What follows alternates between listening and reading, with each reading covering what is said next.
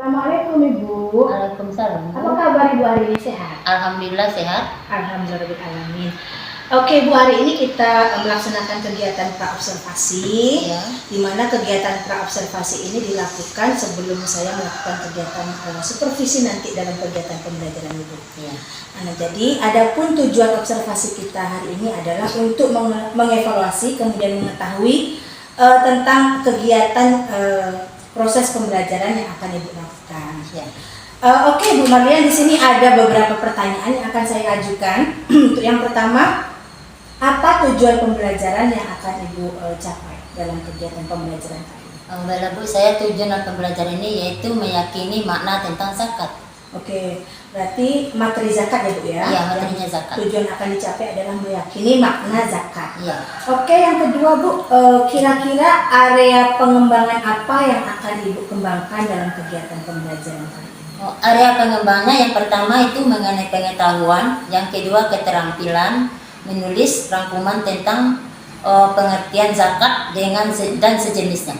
Oke, kalau untuk ini Bu, untuk pembelajarannya apakah menggunakan pembelajaran berdiferensiasi? Iya. Iya, menggunakan pembelajaran berdiferensiasi. Kemudian Ibu menggunakan model pembelajarannya apa? Kalau modelnya itu menggunakan pembelajaran berdiferensiasi, kemudian model PBL, Iya. kemudian metode diskusi, penugasan, tanya jawab, kemudian media LKPD. Oke, berarti pembelajaran berdiferensiasi menggunakan model problem based learning dengan metode diskusi kelompok, tanya jawab, kemudian medianya LKPD, ya. Oke Bu, kira-kira kapan pembelajaran ini akan Ibu laksanakan? Pembelajaran yang saya laksanakan itu setiap hari Jumat tanggal 18 Oktober 2024. Berarti akan dilakukan hari Jumat besok. Hari Jumat besok. Tanggal 18 Oktober 2024. Oke Ibu. Oke, mudah-mudahan Ibu dapat melaksanakan kegiatan pembelajaran dengan lancar ya Bu ya. Semangat terus ya Bu Marian. Iya Bu. Assalamualaikum Ibu. Waalaikumsalam warahmatullahi wabarakatuh.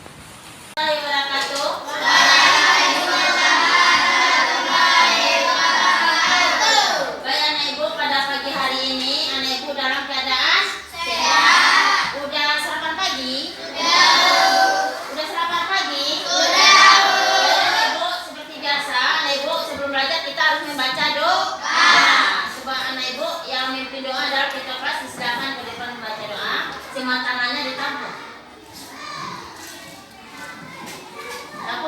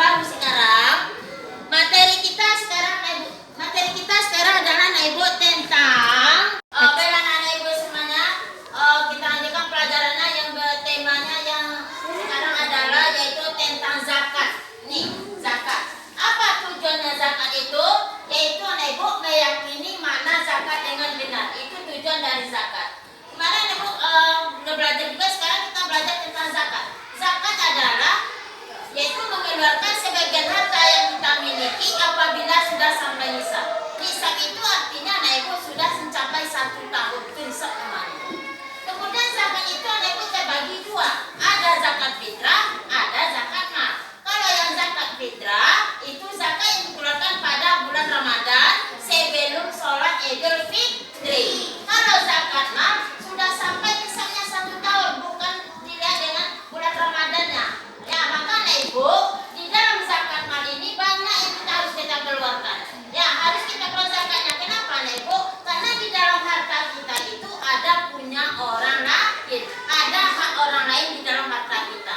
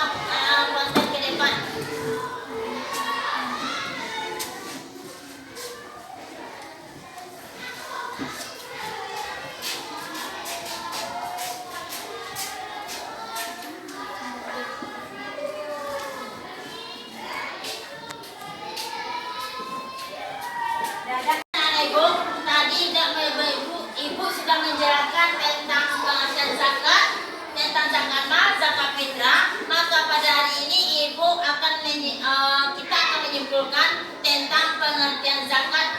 Nah, semuanya anak ibu menyimpulkan tentang pengertian zakat. Ya, siapa yang bisa menyimpulkan tentang pengertian zakat? Zakat adalah merupakan bagian harta yang kita miliki atau kita. Iya, bagus. Itulah kesimpulannya tentang pengertian zakat pada demikianlah anak ibu materi yang bisa ibu sampaikan pada hari ini tentang zakat. Nah, baiklah pelajaran kita awali tadi dengan baca doa. Sekarang kita akhiri dengan baca doa dengan membaca Alhamdulillahirabbil alamin. Assalamualaikum warahmatullahi wabarakatuh. Waalaikumsalam warahmatullahi wabarakatuh. Selamat siang ibu-ibu yang saya hormati, CGP saya dari SD 14 Luhanango, Bu Dewi Luciana, dan rekan sejawat dari Bu Dewi Luciana. Pada kegiatan pendampingan individu kelima ini, saya sebagai pengajar praktik dari Bu Dewi Luciana akan melakukan sebagai pemantau atau observer nantinya dalam kegiatan pasca observasi yang dilakukan oleh CGP saya ini. Pada kegiatan PI 5 ini, dalam kegiatan pasca observasi, CGP menyampaikan tujuan percakapannya dan hasil analisis data observasi pembelajarannya kepada rekan sejawat. Kemudian dia melakukan percakapan umpan balik dengan melakukan teknik coaching, dan CGP mencatat hasil umpan baliknya pada catatan percakapan pasca observasi yang sudah didownloadnya di WordPress. Kemudian Ibu Dewi sebagai CGP mencatat percakapan perencanaan area pengembangan dari rekan sejawatnya, dan kemudian mencatat rencana aksi pengembangan tersebut. Hasil perencanaan aksi pengembangan diri rekan sejawat dicatat pada lembar rencana pengembangan diri. Kemudian refleksi diri latihan coaching. Adapun coachingnya nanti dalam kegiatan pasca observasi ini, coaching itu adalah suatu pendekatan yang dapat digunakan oleh seorang pemimpin pembelajaran dalam menjalankan perannya sebagai guru.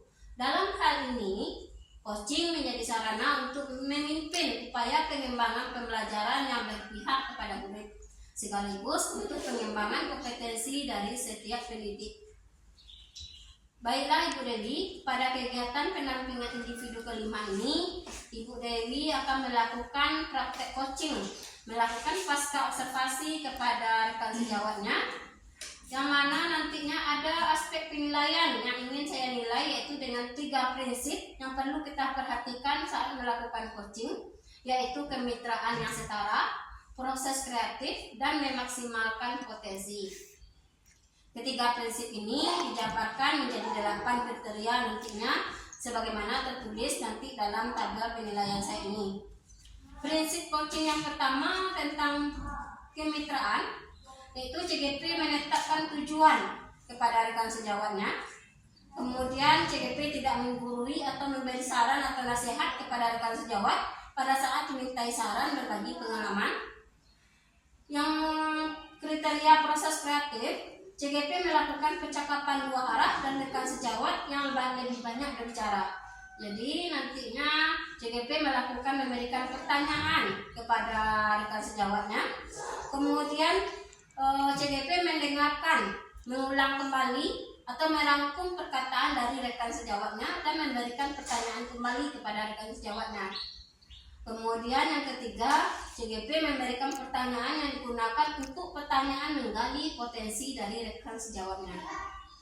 Adapun kriteria memaksimalkan potensi, CGP nantinya melakukan percakapan, menanyakan tindak lanjut yang konkret nantinya kepada rekan sejawatnya. Kemudian tindak lanjut konkret itu berasal dari rekan sejawat. Dan yang terakhir, percakapan itu ditutup dengan kesimpulan dari rekan sejawatnya. Baiklah Ibu Dewi, itu saja dalam penilaian keterampilan coaching pasca observasi nantinya yang akan dilakukan dengan rekan sejawatnya. Silakan sekarang Bu Dewi melakukan pasca observasi yang dilakukan dengan teknik coaching kepada rekan sejawat Ibu Dewi. Assalamualaikum warahmatullahi wabarakatuh. Waalaikumsalam warahmatullahi wabarakatuh. Sebelumnya kita ucapkan terima kasih kepada Ibu Pengajar Praktik atas kehadirannya dalam pendampingan kali ini. Kemudian terima kasih atas penyampaian masukan dan sarannya dalam arahannya dalam kegiatan pasca observasi kali ini. Kita mulai ya, Bu Marian. Assalamualaikum Bu Marian. Waalaikumsalam. Bagaimana kabar Ibu hari ini, sehat? Alhamdulillah sehat. Alhamdulillah. Oke Ibu, kemarin kita kan sudah melakukan kegiatan observasi ya Bu. Kemudian juga kita sudah melakukan kegiatan observasi. Nah, kali ini kita melakukan percakapan pasca observasi. Nah, sebelumnya perlu saya sampaikan apa tujuan dari kegiatan pasca observasi kita kali ini, yakni untuk sebagai bentuk evaluasi nantinya, juga berbenah diri, kemudian kita melakukan refleksi terkait kegiatan pembelajaran yang sudah Ibu lakukan. Kita mulai ya Bu ya. Bagaimana kira-kira perasaan Ibu setelah melakukan kegiatan observasi? Perasaan saya setelah melaksanakan observasi, alhamdulillah sangat menyenangkan, bertambah semangat dalam melaksanakan tugas ini. Senang ya Bu ya, senang karena sudah dapat mengimplementasikan materi, kemudian tujuan pembelajaran sudah tersampaikan ya, sudah terimplementasikan juga, sudah diterapkan dan mungkin juga tercapai ya Bu ya. Oke, kemudian semakin optimis dan semangat ke depannya ya. Oke. Dari kegiatan observasi dan kegiatan pembelajaran, dari kegiatan pembelajaran yang sudah Ibu lakukan kemarin, saya ingin tahu, adakah hal-hal yang sudah baik dari pembelajaran Ibu yang sudah Ibu lakukan? Hal-hal yang sudah baik dari pembelajaran yang saya lakukan, diantaranya pembelajaran yang telah saya lakukan dapat meningkatkan keterampilan sosial peserta didik.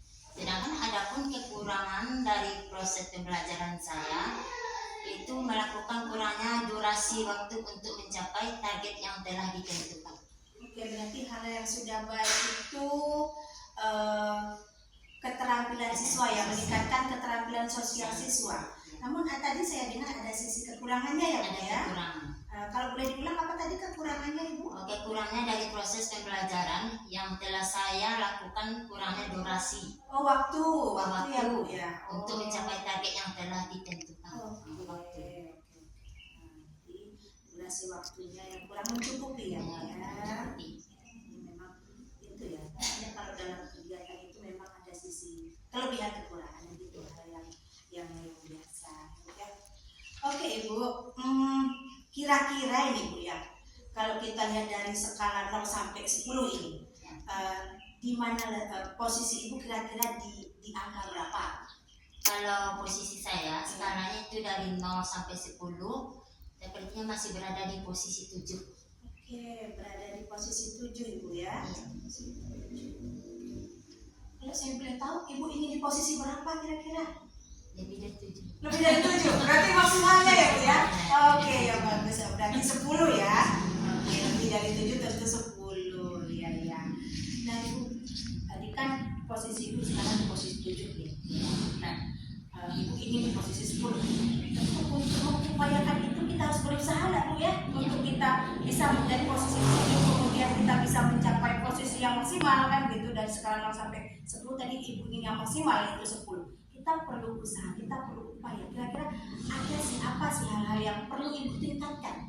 Hal-hal yang perlu saya tingkatkan ke depannya yaitu mengimplementasikan pembelajaran, terus membantu peserta didik mengemukakan sebuah gagasannya. Oh itu oke. Artinya memotivasi peserta didik untuk dapat mengemukakan atau berani mengemukakan idenya, pendapatnya, gagasannya lebih aktif lagi gitu ya Bu ya. Oke, itu hal yang perlu ditingkatkan ya. Baik Ibu, kira-kira ini Bu ya, apa rencana Ibu Marian ke depan terkait proses pembelajaran di kelas untuk mengcover? Kita tahu murid ini dengan berbagai macam karakteristik yang berbeda-beda, latar belakang yang berbeda-beda. Artinya supaya dapat mengcover semua kebutuhan murid yang beragam itu bagaimana? Rencana saya ke depan yakni mengimplementasikan pembelajaran diferensiasi dengan memperhatikan aspek sosial dan emosional siswa. Oke, mengimplementasikan pembelajaran berdiferensiasi, kemudian yang dilengkapi dengan kompetensi sosial emosional. Artinya di situ kita menumbuhkan kesadaran siswa bagaimana dia untuk termotivasi dalam belajar, kemudian bagaimana kita memotivasi siswa untuk dapat bersosial dengan rekan-rekannya dan lain-lainnya, Bu ya. Dan SKSD. Oke, Bu. Terkait pelaksanaan kira-kira ini kapan akan Ibu laksanakan? Rencana minggu depan. Minggu depan, berarti segera ya, tidak usah dilama-lamakan ya, lebih cepat lebih bagus. Artinya untuk mengimplementasikan tentu Ibu perlu persiapan, perlu dipersiapkan nanti perencanaannya bagaimana, nanti model yang digunakan untuk apa, kita pikirkan pula nanti bagaimana media dan metodenya, kan itu ya Bu ya? Oke Bu, ini saya ingin tahu kira-kira apa komitmen Bu Marlian untuk pembelajaran di kelas, seperti apa nanti? Komitmen saya melalui pembelajaran berdiferensiasi diharapkan anak memiliki karakter yang lebih baik. Oke, jadi itu komitmen Ibu nantinya bagaimana peserta didik ini memiliki karakter yang baik. Ya, oke. Itu sudah tampaknya dari penjelasan yang Bu Marlian sampaikan tadi, menurut saya dari rencana Ibu, kemudian dari apa yang akan Ibu kembangkan itu sudah sangat bagus. Mudah-mudahan Ibu dapat mengimplementasikannya dengan baik nanti ya Bu ya. Selamat dan tetap semangat ya Bu Marlian ya. Terima kasih Bu. Iya, sama. Assalamualaikum Ibu. Waalaikumsalam warahmatullahi wabarakatuh.